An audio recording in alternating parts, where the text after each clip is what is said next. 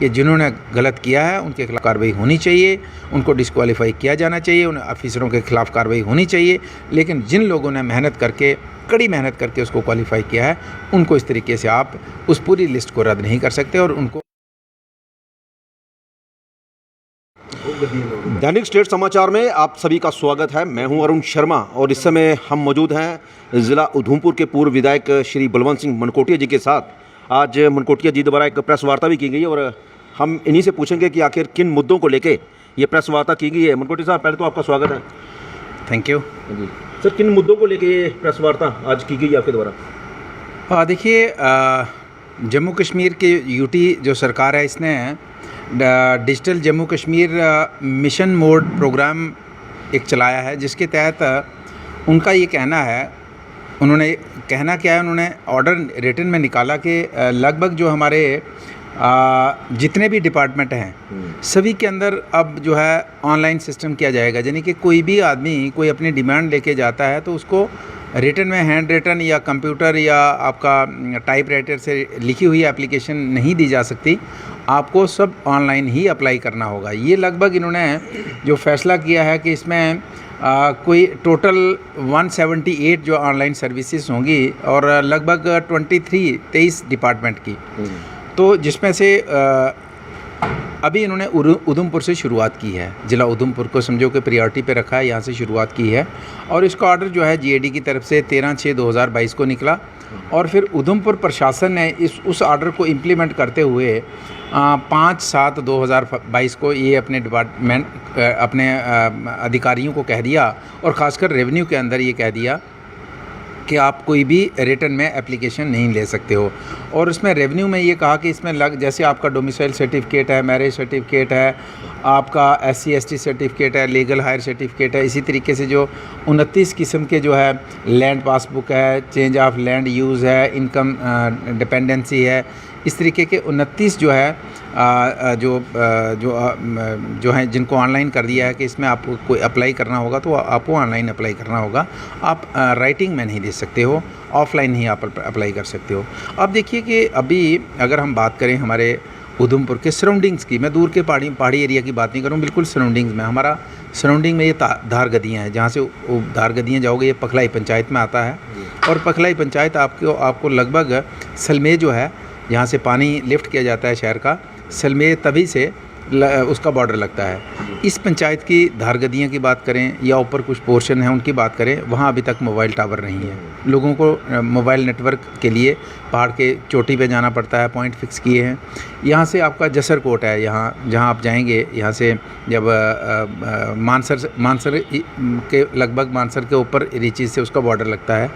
ये एक हमारी पंचायत है जसरकोट, जहाँ पे अभी मोबाइल टावर नहीं। पिछले हफ्ते हम गए थे, वहाँ पे लोगों ने पॉइंट फिक्स किए हैं। लाली पंचायत है, लड्डा पंचायत है, लद्दा है, बहुत से ऐसे सराउंडिंग्स के एरिया हैं, टाउन के इर्द गिर्द के एरियाज़ हैं जहाँ अभी तक आपके मोबाइल नेटवर्क नहीं है। और आप डिजिटल की बात करते हैं, डिजिटल इंडिया की बात करते हैं, फिर आप ऑनलाइन सिस्टम की बात करते हैं, ये कैसे चलेगा मुझे बताइए। आप देखिएगा, आपने इसको जैसे आपका राशन कार्ड का है, उसको आपने ऑनलाइन किया है। आप जब भी जाएंगे उनके ऑफिस में जाएंगे, TSO ऑफिस में जाएंगे, तो अक्सर ये कहा जाएगा राशन कार्ड में करेक्शन करनी है, राशन कार्ड आपको बदलना है, ट्रांसफ़र करना है, तो अक्सर ये कहा जाता है कि आपका सर्वर काम नहीं कर रहा है, आप 2 दिन 4 दिन बाद आइए। तो अक्सर आपका सर्वर डाउन रहता है। और वैसे भी हमारा पहाड़ी एरिया है, मौसम मिजाज इसका कभी भी ख़राब होता है, जिसकी वजह से आपका जो सर्वर वगैरह की काफ़ी दिक्कत, महीने में मुझे लगता है 10-15 दिन आपका सर्वर बाकी डिपार्टमेंट में जहाँ ऑनलाइन सिस्टम शुरू हुआ है वहाँ 10-15 दिन ऑफ रहता है। मुझे बताइए, अभी किसी एक नौजवान ने जॉब के लिए अप्लाई करना है, उसको 2 दिन का टाइम है, तो आपका सर्वर 4 दिन चलेगा नहीं, तो उसको करेक्टर सर्टिफिकेट लेने के लिए तो उसका करेक्टर वैसे ही ख़राब हो जाएगा, क्योंकि अप्लाई नहीं कर पाएगा। अभी आपने पिछले 2-3 दिन से इन्होंने टोटल एप्लीकेशन लेना बंद कर दिए हैं, लेकिन आपका भी सिस्टम कहीं ऑनलाइन सिस्टम स्टार्ट नहीं हुआ। आपने कहा जी हमें ऊपर से आदेश हैं कि हम ले नहीं सकते हैं, ऑर्डर भी निकला है, ठीक भी कहते हैं अधिकारी, पर आप बाई फोर्स हर चीज़ को इम्प्लीमेंट करवाना चाहते हो, वो कैसे होगा? पहले लोगों को जागरूक कीजिए, पहले लोगों को फैसिलिटीज़ दीजिए। ऑफलाइन जो है अप्लाई करने की लोगों को फैसिलिटी मिलनी चाहिए। जिन एरिया में नेटवर्क नहीं है, टावर नहीं है, उन एरिया में फैसिलिटीज़ मिलनी चाहिए। फिर टाउन के अंदर जिन अधिकारियों के पास अभी ये सिस्टम नहीं है, अगर तहसीलदार साहब किसी पटवारी को ऑनलाइन वो फॉरवर्ड करते हैं तो उसके पास अपने दफ्तर में कंप्यूटर नहीं है, तो वो कैसे उसका जवाब देगा। तो अभी आपका सिस्टम बिल्कुल मतलब हवा में है, तो आप इस तरीके से थोपेंगे और उससे लाखों नौजवानों का करियर जो है वो दांव पे लग जाएगा, तो वो ये गलत बात है। इसको रिव्यू करना होगा। तो मैं ये कहना चाहूँगा कि फ़िलहाल जो है आपने ऑनलाइन जो ऑर्डर किया है, हम कहते हैं ठीक है, लेकिन इसके साथ ऑफ़लाइन भी रखिए कि जो आदमी ऑनलाइन जिसके पास सुविधा नहीं है वो ऑफ़लाइन अप्लाई कर सकता है इन चीज़ों के लिए। और जो गवर्नमेंट फ़ैसला करी है 178 ऑनलाइन सर्विसेज का, तो उसके लिए मैं कहना चाहूँगा कि अभी एकदम मत थोपिए। और आपने उधमपुर से शुरुआत की। उधमपुर में जब हमारा पानी की समस्या आती है, अब कभी नहीं चर्चा होती कि उधमपुर में पानी की समस्या है। यहाँ से शुरुआत करेंगे बेहतर पानी देने के लिए, टाउन हो या गाँव हो। यहाँ बिजली की समस्या है, इसके लिए चर्चा नहीं होती। टाउन को पूरा उखाड़ के रख दिया है, कोई अधिकारी इसके लिए सीरियस नहीं है कि इसको जल्द से ठीक किया जाए। इसी तरीके से हमारा अगर मेडिकल कॉलेज की बात करें, कोई सीरियस नहीं है कि इसको जल्दी से क्लासेस, अभी बिल्डिंग का काम कहीं स्टार्ट नहीं हुआ है, आपकी क्लासेस जो है कहीं स्टार्ट नहीं हुई हैं, तो उसके ऊपर प्रायोरिटी नहीं रहती है। लेकिन जो एक्सपेरिमेंट करना होता है तो वो उधमपुर से एक्सपेरिमेंट किया जाता है। बहुत से ऐसे हमारे डिस्ट्रिक्ट है जिसमें कोई पहाड़ी एरिया नहीं है, वो बेहतर तरीके से ऑनलाइन सिस्टम को वो स्टार्ट कर सकते हैं।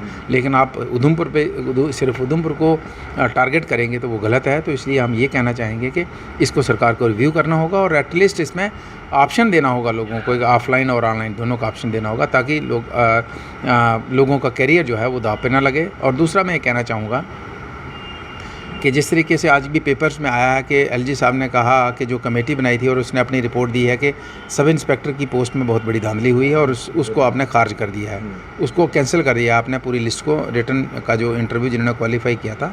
तो हम एलजी साहब से कहना चाहते हैं ये इंसाफ नहीं है। ठीक है, धांधली हुई है, आपने कार्रवाई की, अपनी कमेटी ने रिपोर्ट दी, आपने उसके ऊपर एक्शन लिया, बहुत बढ़िया बात है, अच्छी बात है। धांधली की चर्चा तो बच्चे की ज़ुबान पे है, हर शख्स कहता है इसका मतलब हुई है धांधली। हम भी कहते हैं, लोगों ने जिस तरीके लोगों से सुना हम भी कहते हैं कि लोगों की ज़ुबान पे अगर चर्चा है तो हुई होगी, तो डेफिनेटली आपने इंक्वायरी की और उसमें कार्रवाई की। लेकिन आप उसमें धांधली करने वाले जिन लोगों ने अगर चीटिंग की है, जिन्होंने कॉपी की है उस पेपर में, तो 10% होंगे, 20% होंगे, 100% तो है नहीं, 20% हो सकते हैं।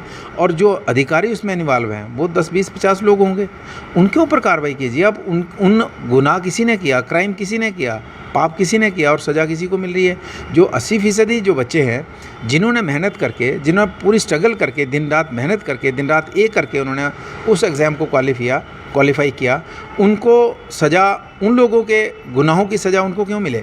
जिन्होंने किया उनके खिलाफ कार्रवाई कीजिए, उनके खिलाफ एक्शन कीजिए, उनको डिस्क्वालीफाई कीजिए, उनके ऊपर कानूनी जो कार्रवाई बनती है वो कीजिए। लेकिन जिन्होंने सही मायने में, जिन्होंने मेहनत करके, जिन्होंने दिन रात मेहनत करके एग्ज़ाम को क्वालिफाई किया, उनको आप डिस्क्वालीफाई नहीं कर सकते, उनके साथ आप नाइंसाफ़ी नहीं कर सकते।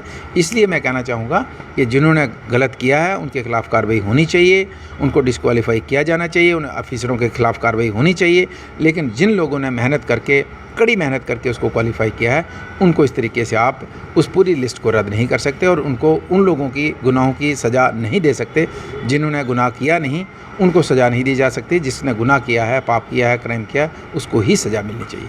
जी, जिस तरह से मनकोटी जी कह रहे हैं कि जिन्होंने गुनाह किया है उनको सज़ा मिलनी चाहिए, वाकई जिन्होंने गुनाह किया उनको सज़ा मिलनी चाहिए। और जिन्होंने इतना बढ़िया एग्ज़ाम दिया है वो बेचारे ऐसे खामखा इस धांधली के चक्कर में अब उनका कैरियर भी पिस रहा है। और मनकोटी साहब मैं बात करूं अगर कि जिस तरह से आप ऑनलाइन की बात कर रहे हैं, बायोमेट्रिक जिस तरह से राशन के लिए होती है, हमारे पास भी काफ़ी कंप्लेंट्स आती रहती हैं दूर दराज के एरिए की। दूर दराज में पास की बात करूँ, लद्दाख की बात करूँ या कुछ और चनैनी के वाले पहाड़ी एरिए हैं, तो वहाँ पे उनका कहना है कि उनके बायोमेट्रिक बिल्कुल नहीं चलता है क्योंकि वहाँ पे नेटवर्क की फैसिलिटी बिल्कुल नहीं है। अब सरकार द्वारा जो फैसला आया कि ऑनलाइन किया जाएगा, क्या आपको नहीं लगता कि ये जो लोग फैसला लेते हैं ये ग्राउंड लेवल पे ना करके बल्कि एक बंद कमरे में बैठ के करते हैं? देखिए, बिल्कुल ठीक कहा आपने। अब अगर आप सिविल सचिवालय की बात करेंगे जम्मू के अंदर, तो वहाँ तो नेटवर्क हर ऑफिस के अंदर आपका वाईफाई फैसिलिटी अवेलेबल है।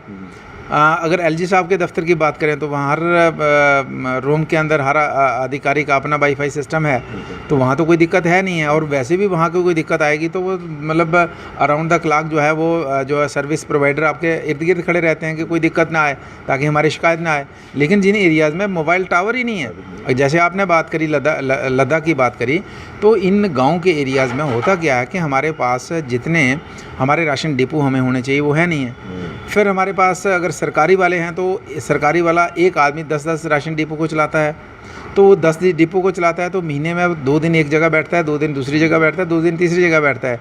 जब 2 दिन वो लद्दा में जाता है, 2 दिन उनका सर्वर नेटवर्क तो है ही नहीं है वहाँ। कोई जुगाड़ लगा के आगे पीछे पहाड़ी पे जाके या साइड पे जाके कोई जुगाड़ लगा के अगर वो चलाता है, 2 दिन अगर वो नहीं चलता है अगर बाई द वे, तो उसके अगले 2 दिन तो उसके दूसरे किसी गाँव के होंगे, फिर तो महीने में आ नहीं सकता। फिर आप लोगों से पता करेंगे, महीना उनका राशन ही गायब हो जाता है। फिर अगले महीने की बात चर्चा होती है, पिछले महीने का राशन ही चला गया। तो आपको लगता है ये कि ग्राउंड लेवल पे ये काम नहीं किया जा रहा है? नहीं, ग्राउंड लेवल पे देखिए सिचुएशन डिफरेंट है। मैंने अभी कहा कि कितने एरियाज़ हैं उधमपुर टाउन के सराउंडिंग्स में एरिया हैं जहां आपका नेटवर्क नहीं चलता, मोबाइल टावर्स नहीं है वहां पे। तो आप बात करते हैं डिजिटल की बात करते हैं, आप डिजिटल मिशन मोड की बात करते हैं, आप ऑनलाइन सिस्टम की बात करते हैं। उधमपुर टाउन के अंदर आपको महीने में 15 दिन सर्वर डाउन की शिकायत रहती है। आप जाइए डिपार्टमेंट पे जहाँ पे ऑनलाइन सिस्टम किया है इन्होंने, तो वहाँ शिकायत रहती है।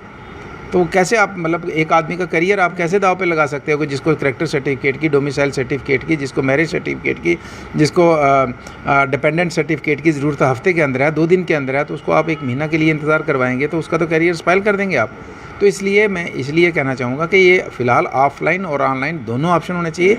जब आपको पूरे तरीके से ऑनलाइन जो आपको फैसिलिटीज़ लोगों को दे पाएंगे, पूरे तरीके से लोगों को मतलब फैसिलिटीज़ दे पाएंगे और लोगों को पूरे तरीके से जागरूक कर पाएंगे, तो उसके बाद आप ऑनलाइन स्टार्ट कर सकते हो। वरना ये थोपना होगा और लोगों के भविष्य के साथ, लोगों के फ्यूचर के साथ ये खिलवाड़ होगा। जी जी, बिल्कुल ही ये लोगों के भविष्य और लोगों के फ्यूचर के खिलाफ ही खिलवाड़ होगा। अगर कोरोना दौरान की बात करें तो एजुकेशन को भी ऑनलाइन किया गया था, लेकिन काफ़ी ऐसे एरिया हैं जहाँ पे बिल्कुल नेटवर्क नहीं था। उन बच्चों को काफ़ी मुसीबतों का सामना करना पड़ा था इस ऑनलाइन के चक्कर में।